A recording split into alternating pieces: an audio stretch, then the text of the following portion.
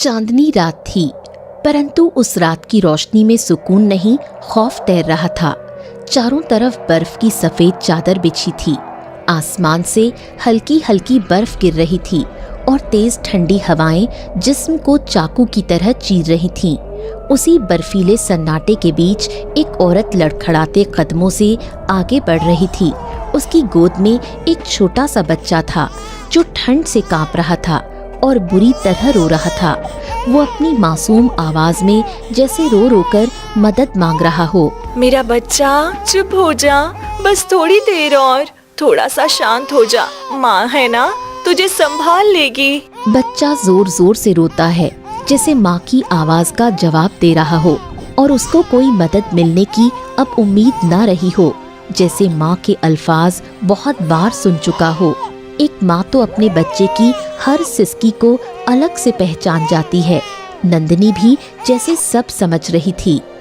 मैं जानती हूँ बच्चा, बहुत देर से हम लोग यहीं इस बर्फीली जगह पे चल रहे हैं, कोई आसरा नहीं मिला, परंतु मुझे यकीन है कोई ना कोई रास्ता तो जरूर मिलेगा।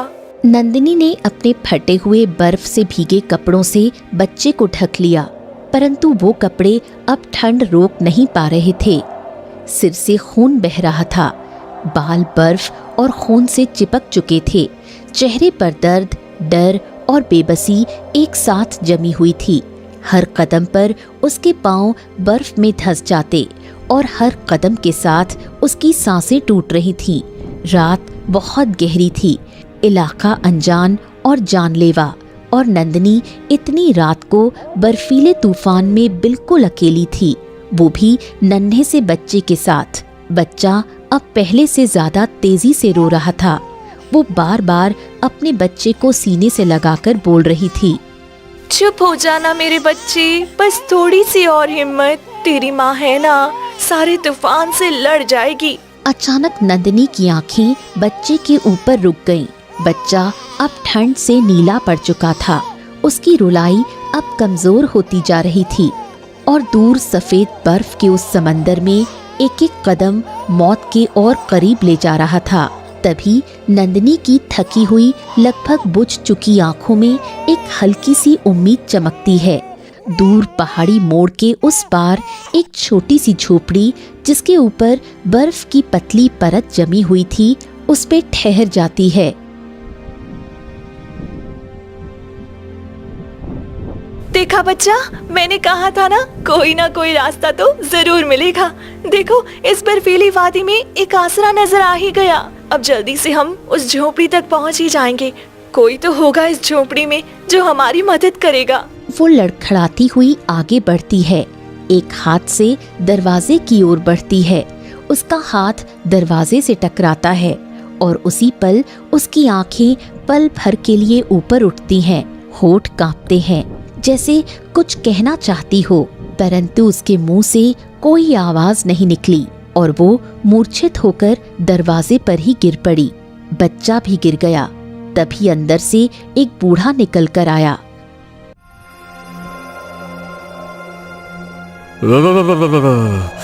अरे अरे, ये कौन है? कौन है ये? यहाँ इतनी ठंड में क्या कर रही है? ऊपर से इतना छोटा बच्चा।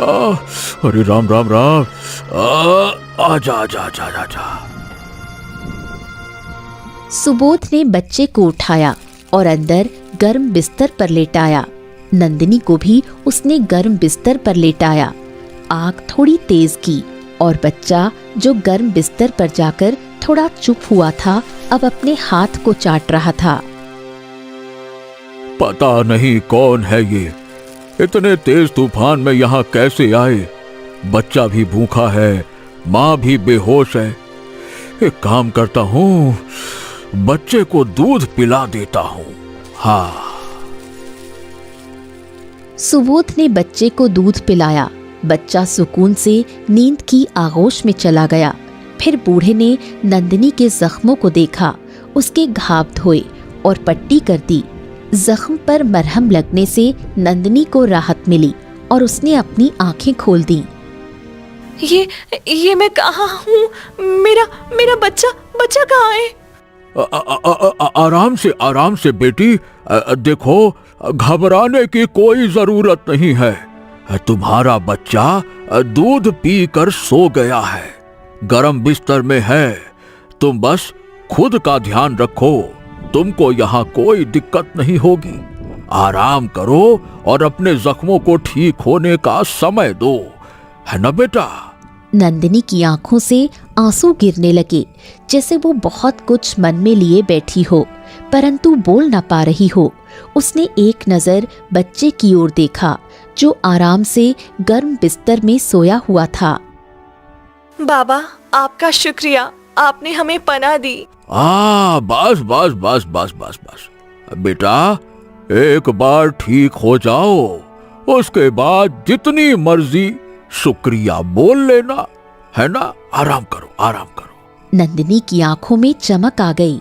कुछ दवाओं का असर, कुछ थकान और भूख, इन सब से अब नंदिनी निढाल हो चुकी थी। बूढ़े ने नंदिनी को कुछ खाना दिया। नंदिनी ने खाना खाया। खाते समय उसकी आंखों से आंसू टपक रहे थे। हाँ, बहुत कुछ है बच्ची के मन में, परंतु अभी ये समय नहीं है इससे कुछ पूछने का। सुबह बात करता हूँ। हाँ। खाना खाने के बाद नंदिनी सो गई और अगला दिन हो गया। अब नंदिनी के जख्म काफी बेहतर थे। बच्चा भी अच्छे से खेल रहा था। और बेटी, अब सब बढ़िया लग रहा है ना? हाँ, अच्छा ये बताओ, तुम यहाँ आई कैसे और क्यों? बाबा, मैं और मेरा पति इन हसीन वादियों में घूमने के लिए निकले थे। इस बर्फीली वादी का आनंद ले रहे थे, तभी कुछ लोगों ने हम पर हमला कर दिया। मेरे पति को बेरहमी से मार दिया। वो मेरा बच्चा भी छीन लेना चाहते थे और मुझे भी अपने साथ ले जा रहे थे। जैसे तैसे करके अपनी और अपने बच्चे की जान बचाकर भागी हूँ। सोचा था जिंदगी के कुछ हसीन पल पति के साथ जीऊंगी, परंतु ऐसा हो नहीं पाया। ये पल मेरी जिंदगी के सबसे खौफनाक पलों में बदल गए। अरे राम राम राम राम राम, ये तो बहुत बुरा हुआ बेटा तुम्हारे साथ। अरे भगवान, कभी किसी के साथ ऐसा नहीं होना चाहिए। अब देखो ना, तुम्हारा छोटा सा बच्चा है और ऊपर से इतनी ठंड है और तुम घर से दूर हो, पति को हमेशा हमेशा के लिए खो दिया, इन वादियों में भटक रही हो। क्या कहूं, ऐसी समस्या भगवान कभी किसी को ना दे। मेरे पास शब्द नहीं है बेटा तुमको दिलासा देने के लिए। एक पति के बिना जिंदगी कुछ भी नहीं होती है।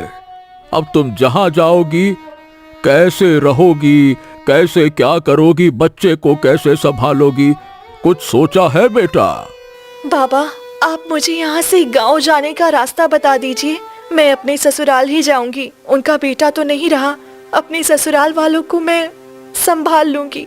उनका बेटा नहीं बचा पाई, परंतु उनका पोता उनको जरूर दे सकती हूँ और उम्मीद करूंगी कि वो अपने नन्हे से पोते के साथ अपने बेटे का गम भूल जाए। बेटा, गांव यहाँ से ज्यादा दूर नहीं है। यहाँ से निकलकर दाएं ओर एक सड़क मिलती है और उस सड़क पर एक बस रोजाना आती है। वो बस तुमको तुम्हारे गांव छोड़ देगी। अच्छा चलो, आओ मेरे साथ चलो, मैं तुमको उस सड़क की ओर ले चलता हूँ। आओ आओ आओ। धन्यवाद आपका, आपने मेरी इतनी सहायता की। यदि आप कल नहीं मिले होते तो मैं और मेरा बच्चा बच नहीं पाते। अब जल्दी से तैयारी करो चलने की। अगर शाम हो गई तो बस निकल जाएगी, क्योंकि पूरे दिन में एक ही बार आती है।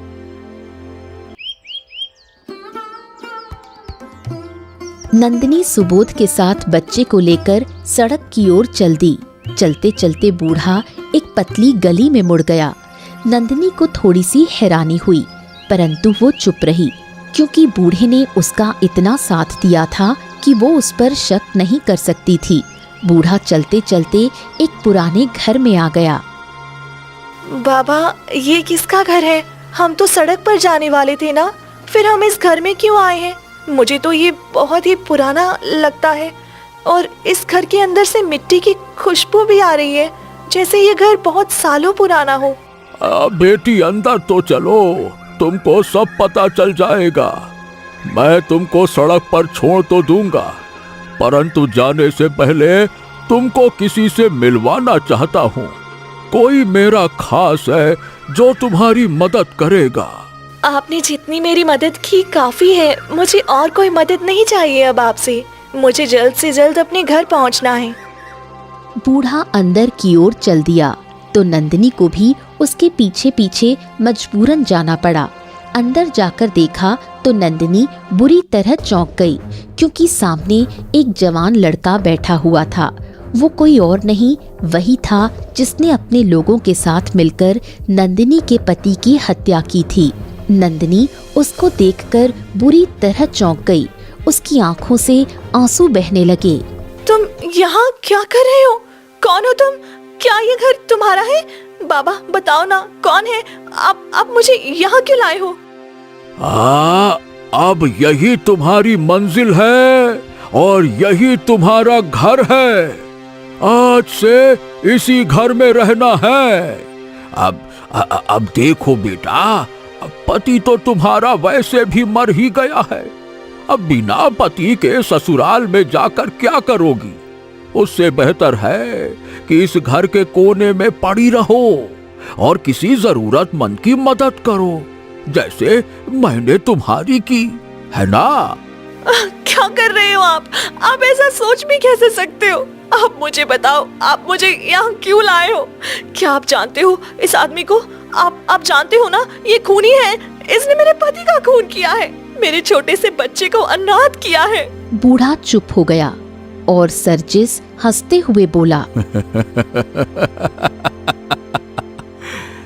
ये मेरा इलाका है और ये बूढ़ा ये मेरे लिए काम करता है, और इसने बिल्कुल वही किया जो इसको करना चाहिए था। और तुमको क्या लगा कि तुम मेरे चंगुल से भाग जाओगी? और मुझे खबर भी नहीं लगेगी, है ना? यही सोचा था ना? मैं इस इलाके का मालिक हूं और यहां मेरे खिलाफ कोई जाने की सोच भी नहीं सकता। तो क्या बाबा ने जो मेरे लिए किया वे सब एक धोखा था? बाबा ने ये सब आपके कहने पर किया? सही पहचाना तुमने। और तुमको क्या लगा तुम मेरी आंखों के सामने से भाग जाओगी? अरे तुम भागी इसलिए थी क्योंकि मैंने भागने दिया, क्योंकि मैं जानता था इतनी बर्फ गिरने के बाद तुम जिंदा नहीं रह पाओगी, और यदि जिंदा रह भी गई तो जिस घर में भी तुम पनाह लेने जाओगी वो आदमी तुमको पनाह तो जरूर देगा, परंतु वो तुमको लौटा देगा। और किसके पास पहुंचाएगा? मेरे पास। क्या चाहते हो मुझसे? क्यों मुझे पकड़ना चाहते हो? क्यों तुमने मेरे पति का खून किया? आखिर क्या मिला तुम्हें एक हंसता खेलता परिवार उजाड़ के? क्या गलती थी मेरे पति की? क्या गलती थी मेरी? क्या गलती थी मेरे छोटे से मासूम बच्चे की? ओ हो, सही बताऊं, सच्ची बताऊं, एकदम सच्ची, कोई गलती नहीं थी उसकी। परंतु जिस काम के लिए तुम्हें यहां बुलाया गया है वो काम अच्छे से करो। धीरे धीरे तुमको सब समझ में आ जाएगा। लेकिन अब मेरी बात कान खोल के सुन लो। अब तुम यहां से भागने की कोशिश भी मत करना, नहीं तो टांगे काट दूंगा मैं। तुम्हारी कैद में रहने से अच्छा है मैं मर ही जाऊं। उसने बच्चे को मजबूती से पकड़ा और वहां से भागने की कोशिश करने लगी। सरजिस तेजी से उठा और उसने बच्चे को नंदिनी की गोद से छीन लिया। बच्चा माँ से अलग होते ही तड़प तड़प कर रोने लगा। छोड़ दो मुझे, मेरे बच्चे को मुझे जाने दो।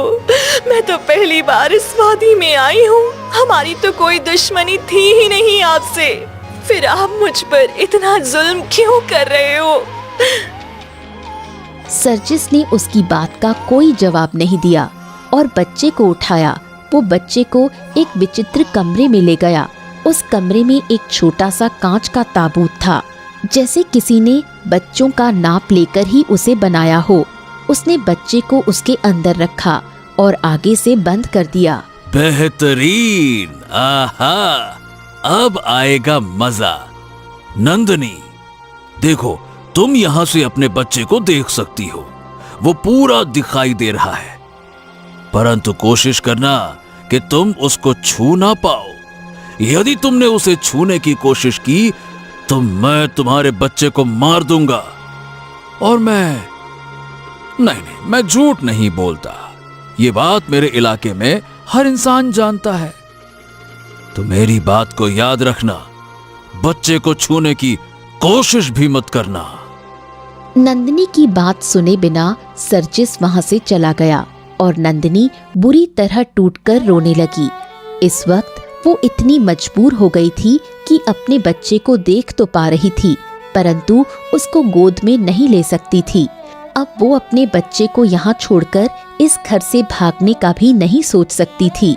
सर्जिस ने बच्चे को कैद करके उसके पाँव में बेड़ियां जो डाल दी थीं, वो अपने बच्चे के ताबूत के पास बैठ गई और उसको दिलासा देते हुए बोली, मेरे बच्चे, परेशान नहीं हो, तेरी माँ यहीं है तेरे पास, और मैं कसम खाती हूँ अपने मरे हुए पति की, जब तक अपने बच्चे को इस ताबूत से आजाद नहीं कर लेती तब तक एक चैन की सांस भी नहीं लूंगी।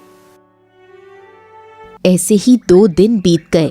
ना सर्जिस ने नंदिनी से कोई काम कराया, ना ही उसके सामने आया। नंदिनी अपने बच्चे के ताबूत के पास सारा दिन बैठी रहती। एक दिन वो उठी और घर को बहुत गौर से देखने लगी। अगर किसी इंसान को हराना है तो हमें इसकी कमजोरी के बारे में जानना चाहिए। मुझे यकीन है इस इंसान की कमजोरी इसी घर के अंदर जरूर होगी। वो सुबह से शाम तक उसके घर में घूमती रही, परंतु उसको घर में कुछ भी विचित्र नजर नहीं आया। वो थक हार कर अपने बच्चे के पास पलटने ही वाली थी कि उसको लकड़ी का एक पुराना दरवाजा नजर आया। पूरा इतना पतला और लंबा है, और ये लकड़ी की चौखट, ये तो मुझे इस घर की भी नहीं लग रही है। दोनों दरवाजे आपस में जुड़े हुए हैं। जरूर इस कमरे में कोई रहस्य छुपा होगा। मुझे इसके अंदर जाकर देखना चाहिए। नंदिनी दरवाजा खोलकर उस कमरे के अंदर चली गई। अंदर जाकर वो बुरी तरह चौंक गई। उसे कमरे के अंदर 2 बड़े बड़े कांच के ताबूत रखे हुए दिखाई दिए, जिसमें 2 सुंदर सुंदर लड़कियां बंद थीं। नंदिनी उनके पास गई और बोली, कौन हो तुम और इन ताबूत के अंदर क्या कर रहे हो? तुम्हारी आंखें खुली हुई हैं, ये इस बात की गवाह है कि तुम दोनों जिंदा हो। दोनों लड़कियों ने एक दूसरे की तरफ देखा और हल्की आवाज में बोली, कौन हो तुम और यहाँ क्यों आई हो? क्या तुमको नहीं पता ये कितनी खतरनाक जगह है? वह सर्जिस तुमको भी हमारी तरह इसी ताबूत में बंद कर देगा। इससे पहले वह तुमको देखे तुम भाग जाओ यहाँ से। मैं नहीं भाग सकती यहाँ से, क्योंकि उस सर्जिस ने मेरे बच्चे को भी तुम्हारी ही तरह ताबूत के अंदर कैद कर लिया है। तुम मुझे इस सर्जिस के बारे में कुछ बताओ ताकि मैं उससे मुकाबला कर सकूं और तुम दोनों को और अपने बच्चे को यहाँ से बचा सकूं। तभी दूसरी लड़की शांति बुरी तरह डर गई। उसकी आंखों में खौफ साफ नजर आ रहा था, जैसे उसने बहुत कुछ सहा हो और अब वो थक गई हो प्रयास कर करके। शांति डरते हुए बोली, नहीं नहीं, हम तुमसे कुछ नहीं बता सकते। तुम यहाँ से चली जाओ। हमने तुम्हारी मदद की या तुमने हमसे मदद लेने की कोशिश की तो हम मर जाएंगे। हमें मरने का डर नहीं है। हम खुद भी मरना चाहते हैं। जो जिंदगी हम जी रहे हैं उससे कहीं बेहतर है मौत। पर जो हमारे अपने हैं, हमसे जुड़े हैं, हमें उनकी रक्षा करने के लिए अपना मुंह बंद करना ही होगा। इसीलिए हम तुमको कुछ नहीं बता सकते। अब तुम यहाँ से जाओ। शांति पहली बार को यहाँ आया है। ये हमारे पास पहला और आखिरी मौका है। इसको हम हाथ से नहीं जाने दे सकते। बिना आवाज उठाए जुल्म सहना आत्महत्या की तरह होता है। इस पर शांति चुप हो गई और उसने हाँ में सिर हिलाया। ये सर्जिस क्या करता है हमें आज तक नहीं पता लगा, परंतु इतना पता है उसकी एक पत्नी है और आए दिन वो अपनी पत्नी के साथ यहाँ आता है। उसकी पत्नी अक्सर रोती रहती है। ना जाने क्या कमी है उसके जीवन में जो वो रोती रहती है। और सर्जिस हमेशा उसको कुछ तो कहता है, क्या कहता है नहीं पता, क्योंकि वो हमसे बहुत दूर खड़े रहते हैं जब बात करते हैं। तुम एक काम करो, इसी दरवाजे के पीछे छुप जाओ और जब आज सर्जिस आए उसकी और उसकी पत्नी की बात सुन लेना। हाँ, हमें पता लग जाएगा वो हमसे क्या चाहता है। ठीक है, मैं यहीं छुप जाती हूँ। नंदिनी कोने में छुप जाती है। जैसे ही रात होती है, सर्जिस एक साधारण सी स्त्री के साथ वहां आता है और आकर शांति और निशा को देखकर कहता है, साइना, देखो इन लड़कियों को और खुश हो जाओ। क्या आपने सच में मेरी बात मान ली है? तुम्हारी हर बात मेरे लिए हुक्म की तरह होती है। जो तुम बोलोगी वो मैं करूंगा। आप मुझसे इतना प्रेम क्यों करती हैं? मैं एक साधारण स्त्री हूँ, कोई सुंदरता नहीं मेरे पास, कोई ताकत नहीं, कोई ज्ञान नहीं, कोई धन नहीं, फिर आप मुझसे इतना प्रेम क्यों करते हो? आहा, यही बात तुम हमेशा क्यों मुझे बताती हो? क्या तुमको नहीं लगता तुम्हारी इन सब बातों से मुझे कोई फर्क नहीं पड़ता? मुझे पड़ता है। आप इतने सुंदर हो, मैं आपके साथ अच्छी नहीं लगती। जब आईने में आपको और खुद को साथ देखती हूँ तो मुझे बुरा लगता है। आपके साथ कोई सुंदर स्त्री ही जचेगी। तुम भूल रही हो, तुम्हारी इसी बात को गलत साबित करने के लिए मैंने इन 3 सुंदर स्त्रियों को यहाँ बुलाया है। क्या करने वाले हैं आप इनके साथ? ज्ञानी बाबा ने कहा था 3 स्त्रियों को बुलाना होगा, परंतु मुझे ये समझ नहीं आया क्यों बुलाया ज्ञानी बाबा ने। क्या इनमें से एक से वो आपका विवाह कराना चाहती हैं? अगर ऐसा है तो मैं बहुत खुश हो जाऊंगी, क्योंकि मैं यही चाहती हूँ कि जो आपके साथ चले वो आपके साथ अच्छी लगे। गांव वाले आप दोनों को देखकर ताने नहीं मारेंगे। आपको यहाँ छुपना नहीं पड़ेगा इस घर में। मैं तुम्हारे साथ चलना चाहता हूँ। गांव वाले हमें साथ रहने ही नहीं देंगे। एक बार को स्त्री सुंदर हो, उसका पति बदसूरत हो, उनको कोई नहीं कुछ कहता। यदि एक मर्द अपनी पत्नी से सुंदर हो जाए तो लोग जीने ही नहीं देते। हाँ, अभी थोड़ा सब्र करो। ज्ञानी बाबा आने वाले हैं, उनके आते ही तुमको सब समझ में आ जाएगा। मैंने कुछ सोचा है तुम्हारे और अपने लिए। उसके बाद हम गांव में आराम से लोगों के बीच रह सकते हैं और कोई हमें कुछ बोलेगा भी नहीं। कुछ देर वो ऐसे ही चुपचाप खड़े रहे।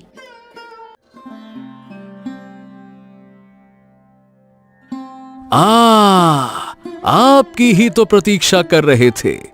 बताओ क्या करना है? अब समय नहीं है मेरे पास। हाँ, तीसरी लड़की कहाँ है? उसका ताबूत मुझे नजर नहीं आ रहा। वो कहीं भाग नहीं सकती। उसका बच्चा तो ताबूत में है, वो अपने बच्चे को छोड़कर नहीं जा सकती। हाँ, तो कल चंद्रमा की 21वीं रात है और उस रात में हमें अपना काम करना होगा। ज्ञानी बाबा ने अपनी पोटली से एक चमकती हुई सुई निकाली और उसको सर्जिस को देते हुए बोले, ये लो, ये सुई तुम उन लड़कियों के शरीर में गाड़ देना और उसके बाद मैं अपना मंत्र शुरू करूंगा।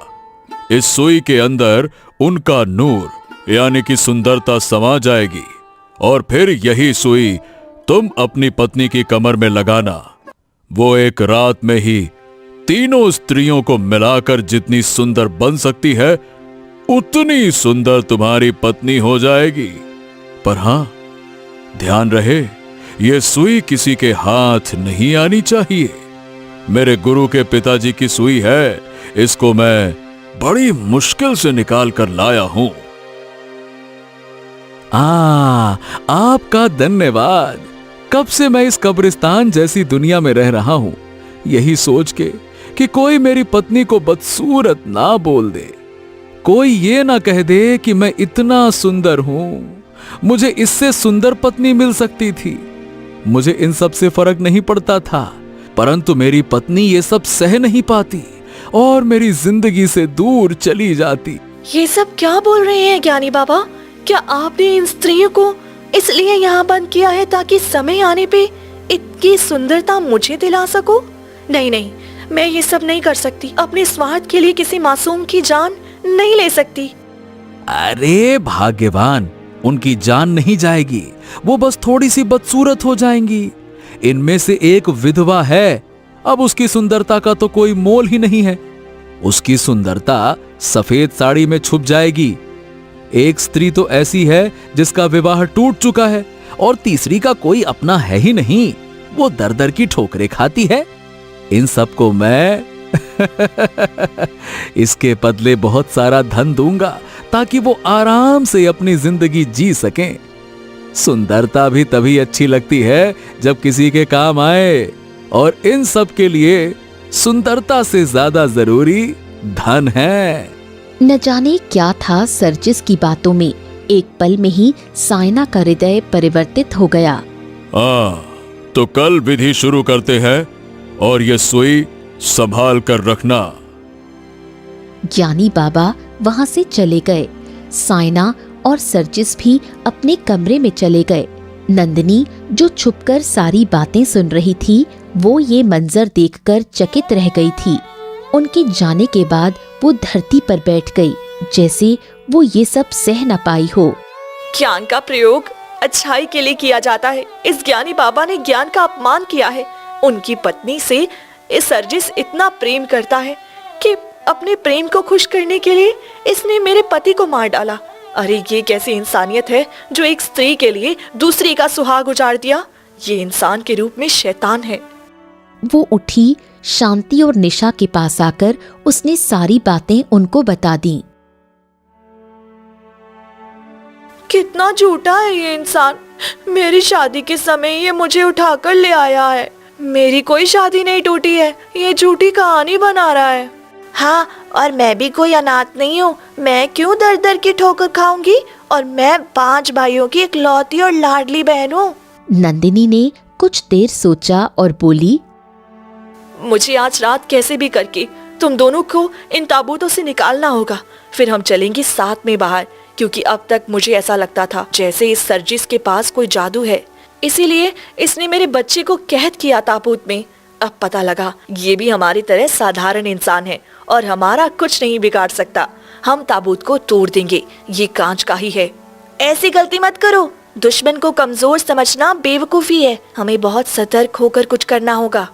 नंदिनी ने आसपास अच्छे से देखा और फिर उसने दरवाजे के बाहर झांक कर देखा। दरवाजे पर 2 पहरेदार खड़े थे। इसका मतलब जिस द्वार से मैं आई थी वो पीछे का द्वार है। अब समझी, इस घर में निशा और शांति ताबूत में कैद हैं, और सर्जिस को लगा निशा और शांति तो ताबूत से बाहर नहीं निकल सकती खुद से, इसीलिए उसका द्वार पे ध्यान ही नहीं गया। वो यही सोचता रहा। उसने मेरे बच्चे को कैद कर लिया। मैं रोती रहूंगी और एक कोने में पड़ी रहूंगी। उसका गुप्त द्वार नहीं देख पाऊंगी। परंतु वो भूल गया मैं एक माँ हूँ। कितना भी समझदार एक इंसान हो, एक गलती सब करते हैं। सर्जिस ने भी यही गलती कर दी। वो वापस अंदर आई। उसने खिड़की से चांद देखा जो सुबह का संदेश दे रहा था। पहरेदार भी अब नींद में थे। उसने शांति और निशा के ताबूत का द्वार खोल दिया। आपने हमें इस ताबूत से आजाद कर दिया। आपका धन्यवाद। इतने दिनों से हम इसके अंदर कैद थे और निकल नहीं सकते थे, क्योंकि इसका दरवाजा बाहर से ही खुल सकता था।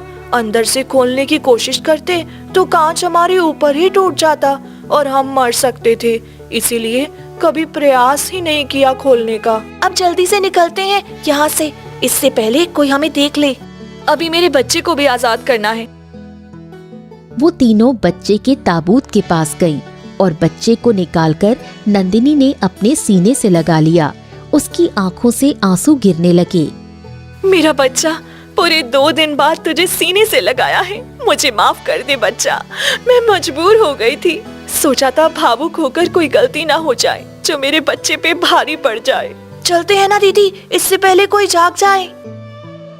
एक जरूरी काम बाकी है। मुझे वो सुई चुरानी है और उसको नष्ट करना है। दीदी, क्यों मौत को दावत दे रही हो? आसानी से जान बच गई। शेर के मुंह में हाथ डालना ही क्यों है? हमारी जान बच गई। हमारे भागने के बाद ये सर्जिस किसी और लड़कियों को यहाँ ले आएगा और उनको बंदी बनाएगा, उनके पति को मारेगा। उससे पहले मुझे वो सुई नष्ट करनी होगी, ताकि फिर कभी इसके दिल में ये ख्याल ही ना आए जिससे वो अपनी बदसूरत पत्नी को सुंदर बनाने का सपना देख सके। नंदिनी ने बच्चे को अच्छे से गोद में लिया और सर्जिस के कक्ष में घुस गईं। वो और उसकी पत्नी आराम से सो रहे थे। जरूर वो सुई आसपास ही होगी। उसने धीरे धीरे कमरे में सुई ढूंढनी शुरू कर दी। कुछ ही देर में वो सुई एक कांच के गमले में रखी दिखाई दी। सुई इस समय बहुत चमक रही थी। नंदिनी ने उसको उठा लिया और तेजी से कमरे से निकलने लगी। वो जैसे ही कमरे से निकलती तभी बच्चे की नींद खुल गई। बच्चा जोर जोर से रोने लगा। उसके रोते ही सर्जिस और उसकी पत्नी जाग गए। कौन है? कौन है यहाँ पे? कौन है? अब नहीं बच पाऊंगी, मुझे भागना होगा। अपनी जान बचे ना बचे, बच्चे की जान बचा लूंगी। वो तेजी से भागने लगी। सर्जिस उसके पीछे दौड़ पड़ा। रुक जा विधवा, तेरी इतनी हिम्मत कि मेरे कक्ष में आ धमकी? मैं तुझे छोड़ूंगा नहीं। तेरी हिम्मत कैसे हुई बच्चे को ताबूत से निकालने की मेरी इजाजत के बिना? अब तुझे मरना ही पड़ेगा। सर्जिस की आवाज सुनकर सारे पहरेदार भी आ गए। अब उन्होंने नंदिनी, शांति और निशा को चारों ओर से घेर लिया। बेहतरीन, अपनी सहेलियों को भी आजाद कर लिया। कोई बात नहीं, आज के आज सब मरेंगे। एक रात की और बात है। नंदिनी ने सुई सर्जिस को दिखाते हुए कहा, ज्ञान में डूबी सुई तो मेरे पास है। तू कैसे अपनी बदसूरत पत्नी को सुंदर करेगा? वो ज्ञानी बाबा बोल रहे थे, जिसके हाथ में सुई होगी वो इसका मालिक होगा। हैं? ये तुम्हारे पास कहां से आई? तुम चोर हो? तुमने इसको मेरे कक्ष से चुराया? अब मुझे समझ में आया कि मेरे कक्ष में क्यों आई थी। तुम लोगों की जिंदगी बर्बाद कर दो और कोई चोरी भी ना करे। सर्जिस मालिक बहुत अच्छा इंसाफ है आपके इलाके का। अब हम नहीं, आपकी बदसूरत पत्नी मरेगी, क्योंकि वो लोगों के ताने से छुप कर यहाँ इस अंधेरे घर में छुपी हुई है। जो लोगों की बातें नहीं सह पाती, मैं चीख चीख कर कहती हूँ, तुम्हारी पत्नी तुम्हारे साथ अच्छी नहीं लगती। नंदिनी का इतना कहना था कि साइना ने अपने दुपट्टे से अपना गला घोंट लिया। सर्जिस ये देखकर बुरी तरह तड़प गया और अपनी पत्नी की ओर लपका। नंदिनी को अच्छे से पता था उसके शब्द तलवार का काम करेंगे, इसलिए उसने साइना के सामने ये बात बोली थी। चलो बहनों, घर वापसी का समय आ गया है। अब सर्जिस की दुनिया भी उजड़ गई। वो तीनों अपने अपने घर लौट गईं। अब उनको कोई रोकने वाला नहीं था, क्योंकि सब सर्जिस को संभालने में लग गए थे। आगे का रास्ता अब साफ था।